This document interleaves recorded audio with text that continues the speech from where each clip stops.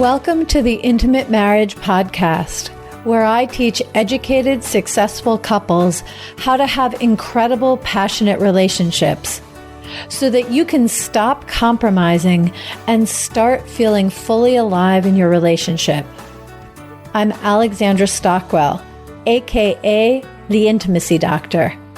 I'm a physician, a relationship and intimacy coach, and I'm an intimate marriage expert. My husband and I have been married for 26 years. We have 4 children and full professional lives, and we've created an amazing marriage. I've shown hundreds of couples how to do so as well.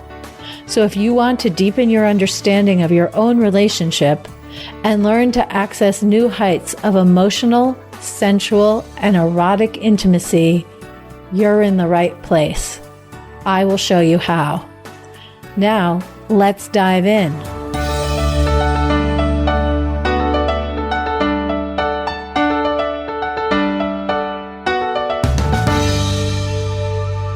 How do you get your husband to change? How do you get your wife to change? How do you get your partner to change? This is the question that I'm asked probably more than any other. And in this episode, I'm going to tell you how. And in the meantime, I want to start by giving a big thank you to everyone who has left a rating and a review on iTunes or anywhere else that you listen to your podcast. I particularly want to give a thank you to K.S. Kirkpatrick, who left this beautiful review. The title is, "Yes, Bring It On, Dr. S." Alexandra's work has helped us pivot to being more intimate, caring, and having more fun together. My husband and I started listening to Alexandra's audiobook, Uncompromising Intimacy, and then her podcast every week. Alexandra creates a space for couples to celebrate intimacy and their love by sharing her personal experiences in her marriage, engaging couples who have great stories and wisdom to share, all with the intention to grow and in the spirit of building connection through curiosity and playfulness. Alexandra is intuitive, insightful, and deeply empathic. She thinks with her heart and head, giving us freedom to create space to cultivate and grow in our connection. We highly recommend her work and are so excited to engage and listen more to her Intimate Marriage podcast. Thank you so much for that review. I feel so seen. That's exactly what I'm after. And if you have an experience of your own that you'd like to share, please post it as a review as well. And now let's turn to our question of the hour, of the episode. How do I get my partner to change? I thought to focus on this topic because I'm currently coaching a couple. They're fairly young, actually, and she is so motivated to get it right. She had some experiences in her childhood that she does not want to repeat in her own marriage, and she just has so many questions about how to get her husband to treat her the way she wants to be treated. So when they're out with friends, that he stays in connection with her. When they're watching a movie, that maybe he has his arm around her. When he's away traveling on business, that he texts her in some other way, lets her know that she's important and thinking about him. Because when the two of them are together, he is lovely with her. But when anyone else is there, they don't have children yet, but when her friends are there, when his friends are there, when either of their family is visiting or they're visiting, or even they're traveling and they're in an area with a lot of people, she basically feels like he's pretty cold towards her. And she knows he loves her, but it sure doesn't feel like it in any of the situations that I've described. And her question really got me thinking, because when I first married my husband, there were so many things that I wanted to change. I really did. I didn't like his table manners. I thought that he chewed with his mouth open and I didn't enjoy that experience. I wanted him to open the door for me, and he never did unless like my hands were full of boxes or babies, and it just was practical. I wanted him to give me flowers and make romantic gestures. Don't get me wrong, I adored him. There were so many things that I just loved. I never had any question about whether or not I was with the right man. And also, there were all these ways that I just wanted him not to be a different person, but to be more, I'm not even sure how to describe it. This is me going back to that time where I didn't really have words for it. But if I look at it from where I stand now, I wanted more indication that I mattered to him. I wanted to feel like he cared about my experience, and adjusting each of the things I've listed and a whole long list more would have been ways that I would have felt cherished and important to him. So I knew I was important to him, but I didn't always feel important to him. And at first, I didn't say anything. That was in the phase in which I was compromising. Then I did say things, but I really didn't know how to say it in a way that was nice for him to hear it. I mean, sometimes I would say it gently, but mostly he could tell that I was frustrated. I had become resentful, and he used to tell me I was so critical, and it surprised me because I didn't feel critical. I just felt honest. But now, as I look back, I have no question. I was being critical without meaning to, without realizing that it was working at cross purposes and was never going to get me what I wanted. Anyway, eventually, as I took responsibility for my own growth and dove into my own development and evolution and focused on the things I wanted to change about myself way more than the things that I wanted to change about him. And I focused on how I wanted to feel, feeling loved and cherished, and perceiving that I was blocking that feeling for myself, regardless of what he was doing. And eventually I learned how I really wanted to be accepted for who I am without having to contort myself or adjust. And I love my husband, and I love our life together. And I made an internal commitment to give him the same gift that I was trying really hard to give myself, which was self-acceptance, self-compassion, being right with who I am, warts and all.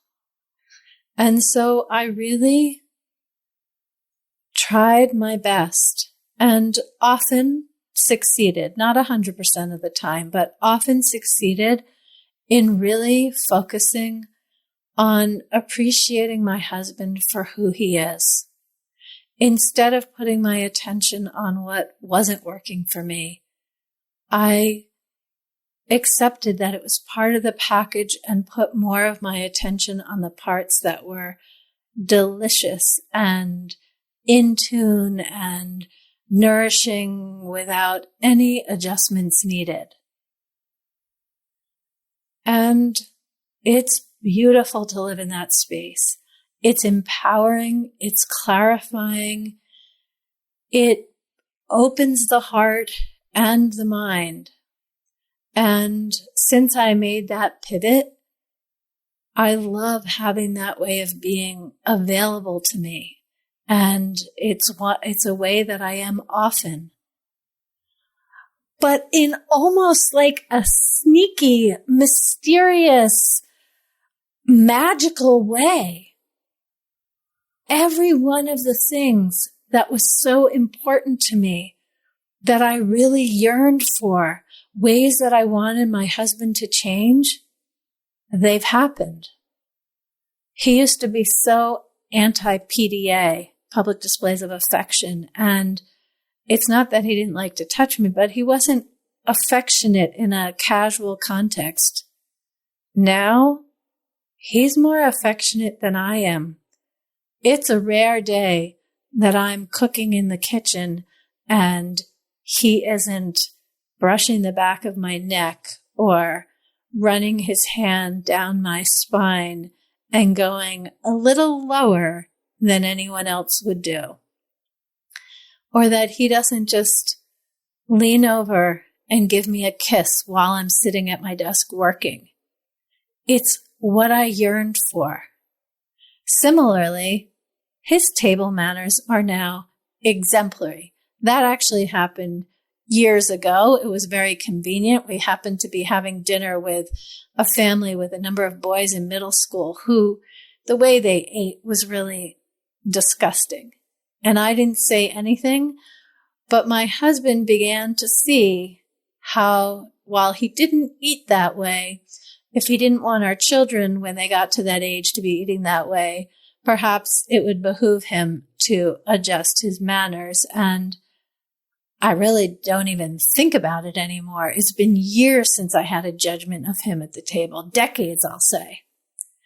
And one of the things which touches my heart so much is without my ever asking, he started giving me flowers. In fact, it's been over a year that he brings me flowers pretty much just before any particular bouquet starts to wilt.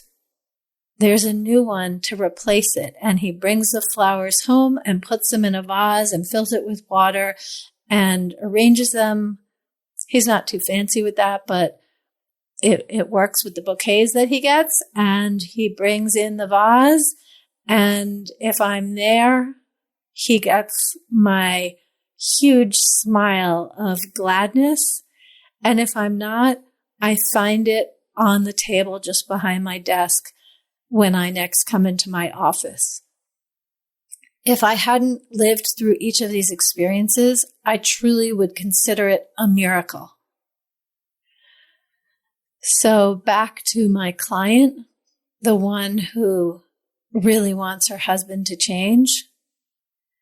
When she asked me this question, I think she thought I was going to give her tips on how to communicate what she wants to her man, how to say it in a way that really would inspire him to change.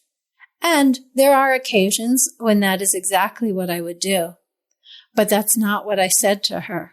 What I said to her is the most important thing is that you find a way to accept him for who he is.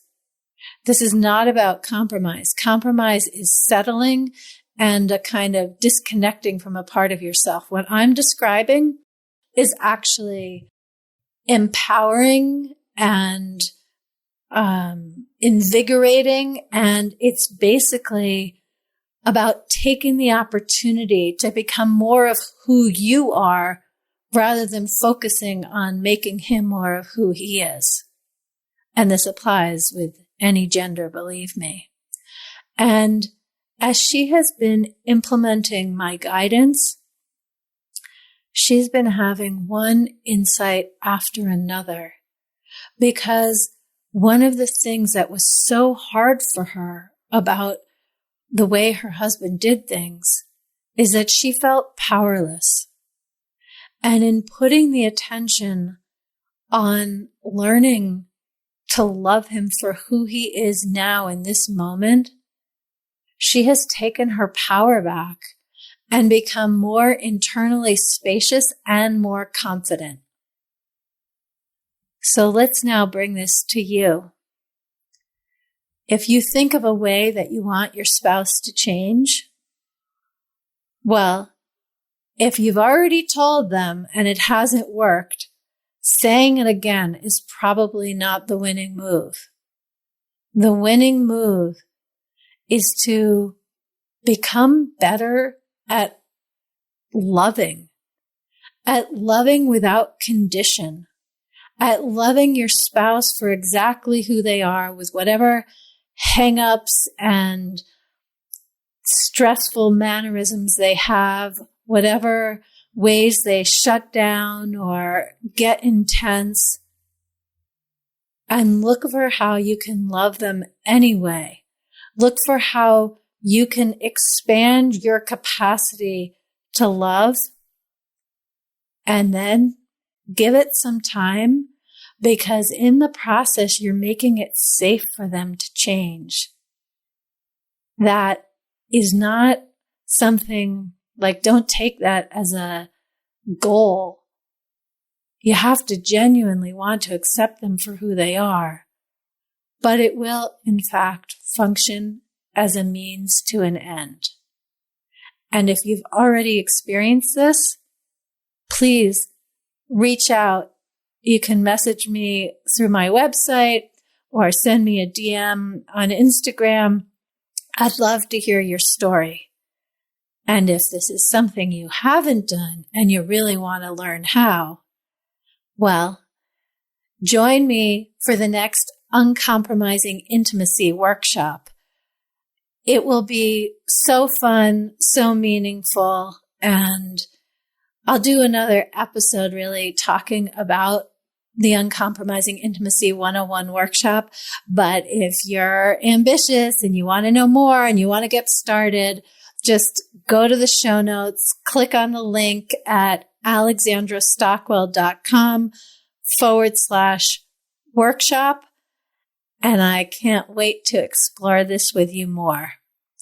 If you enjoyed this episode, this conversation, this topic, make sure to leave a rating and a review, and maybe I'll read it in a future episode.